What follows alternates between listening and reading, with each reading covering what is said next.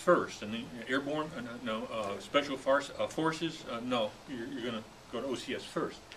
And a guy crumped in the barracks, and I resuscitated him. He at least stopped breathing, and heart maybe stopped as well, but I brought him back after pugil fighting. That's when you fight with these great big Q-tips. And by the way, kudos to the family that are here. We're honored by your presence. But anyway, so they said, you want to be a medic, didn't you? And I said, yeah, I did sort of. And so they got me to be a medic, for which I'm grateful.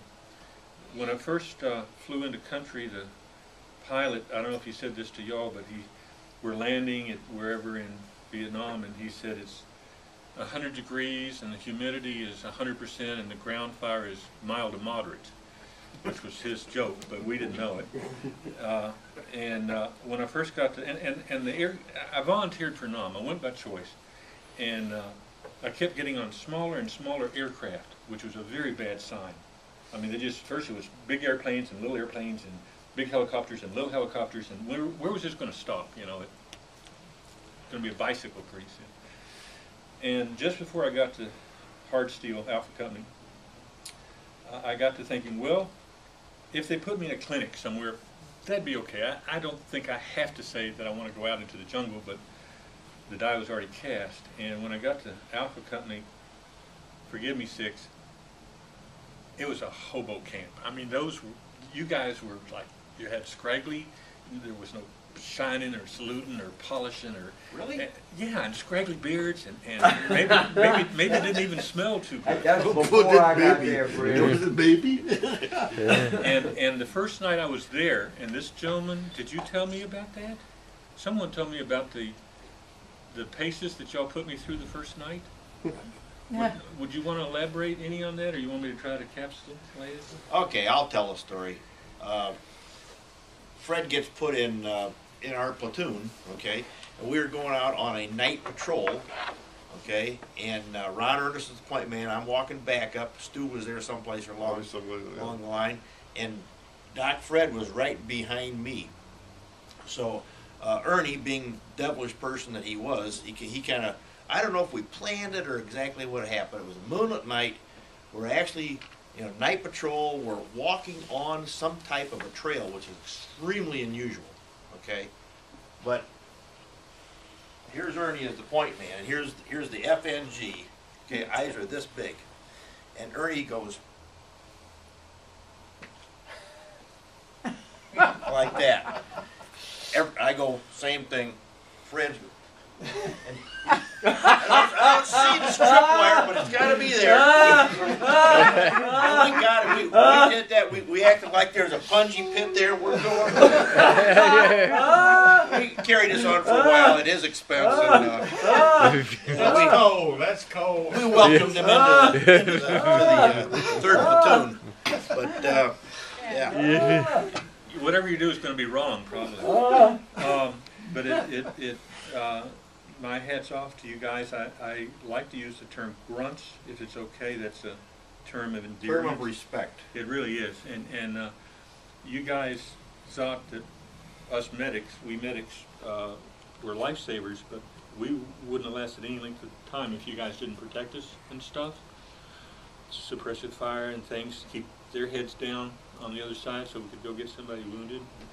And indeed, there were some good medics in the company, and a tremendous captain back there, and another captain that was not fated to return alive. But at any rate, blessed to I think of the funny things, leaving war stories aside, really, on the way back, on the Freedom Bird, which again, a term of endearment, I think, for all of us, that wonderful airplane that we got on that let us return. And as we were loading, or after we were loaded, I guess, they had, they used to call them stewardesses, and they had on, like, I don't know, whatever the go-go boots or whatever the attire was for back then. 1869. And on the bulkhead in the front of the plane, the ranking officers were up there, and then us non-ranking folks were further back. And these two stewardess started unrolling a poster, which was kind of psychedelic, and said, "What if they gave a war?" And then they rolled it on down and said, "And nobody came." and the first 3 or 4 rows of the ossifers were really offended because this was not, but the rest of the folks thought that would have been good. If no one had come to the war, it would have been better. I think we won. We were kicking, forgive me ladies, ass where we were. The commanding general of North Vietnam, when a liberal journalist asked him in a sarcastic way, he said, well, was there anything the United States could have done to have won the war? And the commanding general of North Vietnam, as they handed over the country to him, said yes. He said, cut the Ho Chi Minh Trail. We were cutting the Ho Chi Minh Trail. We were winning the war, and I don't think we lost it, but that's for another day. But at any rate, since I got back, met my wife, woke her up from her appendectomy, married since '73, 3 boys, 2 grands.